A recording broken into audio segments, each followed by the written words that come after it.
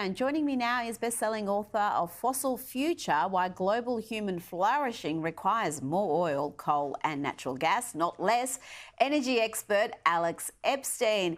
Alex, is she or isn't she? This is the question we're facing. We know where Donald Trump's energy policy lies. He's crystal clear about what he wants to do. But with Kamala Harris's position, well, it remains murky. She's long said that she wants to ban fracking. She promised to do that when she was a Democratic presidential nominee back in 2019. She said she'd ban fracking on day one. Now she says she doesn't want to do that. It would certainly end her chances in a state like Pennsylvania if she had that policy these days. But really, where does she sit on this crucial issue? Yeah, I think it's actually just really clear. I mean, her position is net zero by 2050, which basically means ban fossil fuel use by 2050. And she supports steps to get there. And whether you ban fracking outright or just destroy fracking through a series of irrational regulations doesn't really matter. The goal is to destroy fossil fuels. So one way to think of it is you can destroy fracking without banning fracking, just as Obama pledged to destroy the coal industry and largely succeeded without banning coal. You just pass other regulations that make it impossible. Now, the Biden-Harris administration did straight away block the Keystone pipeline. What's been the impact of that decision? And this is one of the most damaging things, because if you think about the situation with Canada, Canada just has enormous what's called proven oil reserves. They have way more than we have in the United States. They have huge amounts of untapped production that could be a great source of oil for us in the US, very well suited to our refineries, as well as oil that could supply the free world, which we need now more than ever because we have a lot of hostile people with a lot of oil. And instead of taking a step toward more energy trade with Canada, and we should be doing a lot more, they just destroyed it. And they destroyed it on a whim. They basically just got the State Department to destroy it after over 10 years of investment and planning. And so this not only just totally sabotaged a lot of our potential with Canada, it told everyone in industry, you could be on the chopping block at any moment. And so that disincentivizes investment. It creates fear. And so we haven't even started to experience the full consequences of stopping Keystone. Now, Alex, let's have a look at this alarmist piece published by Monash University right here in Melbourne, Australia. They claim that Hurricane Milton and Hurricane Helen serve as a stark example of how climate change is influencing storm dynamics. They also say it demonstrates how warmer ocean temperatures and shifting weather patterns can lead to severe damage in both coastal and inland communities. And they also wrote, recent extreme weather events, including devastating tropical cyclones, underscore the critical need for global cooperation and decisive action, and that it highlights a disturbing trend. Storms are becoming more impactful closer to the coast. Alex, care to respond to what you've just heard? And this is really damaging because, the overall message here is let's get rid of fossil fuels. Fossil fuels are making the climate more dangerous. If we get rid of fossil fuels, then we're going to be safer from climate.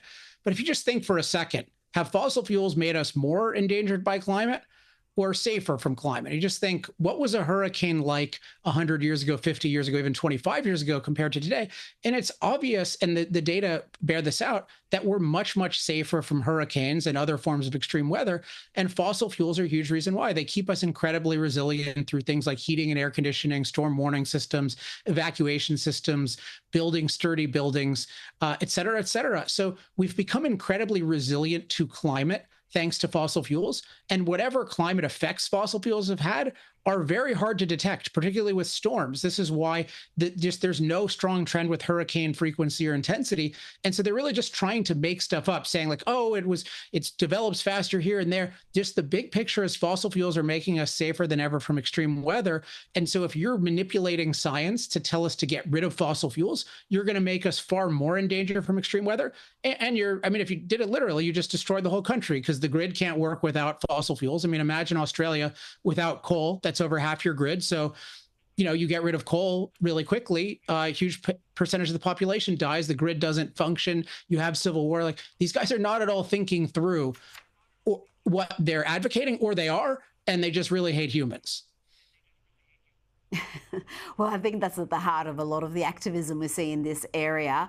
And one of the claims we hear over and over again in this country, and I'm sure elsewhere, is that renewables are cheaper, that they actually lower energy costs. But the reality seems to be fairly different to that. Take me through this graph you recently shared. It seems to show that places with the highest percentage of renewable use seem to be paying more for energy.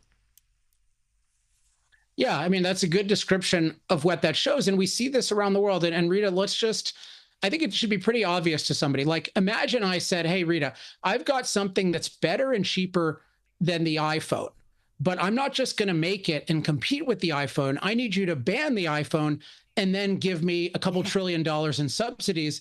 And then I promise it'll be cheaper than the iPhone.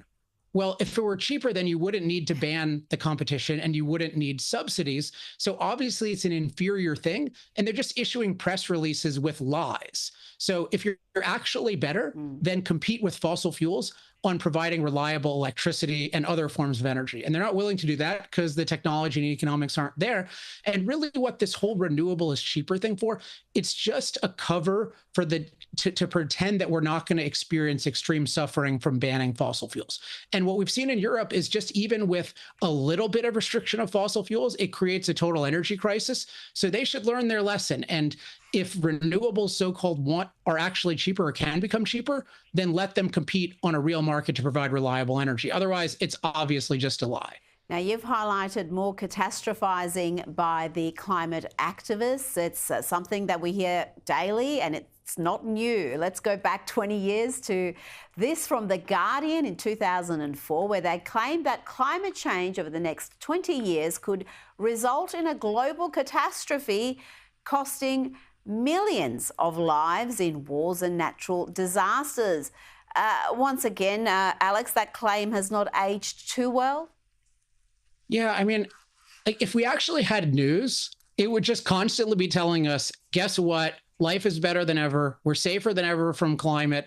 Thank you, fossil fuels. Let's give the fossil fuel industry a medal. Like that's all we would be talking about because we're obviously safer from hurricanes. We're much safer from drought.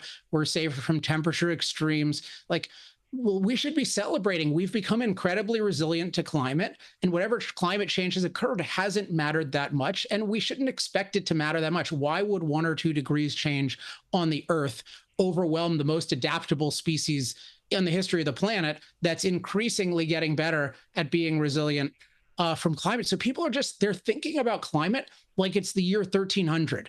And just a drought is going to be a problem versus no, we're in the 21st century. We're really good at dealing with climate. We're safer than ever from climate. We're in a climate renaissance. Let's keep getting better at dealing with climate, and let's keep being freer and energizing the whole world and deal with real things like 3 billion people using less electricity than a typical US refrigerator. Like that's a real problem, not the weather. Alex Epstein said beautifully. Thank you so much for your time this evening. Thank you.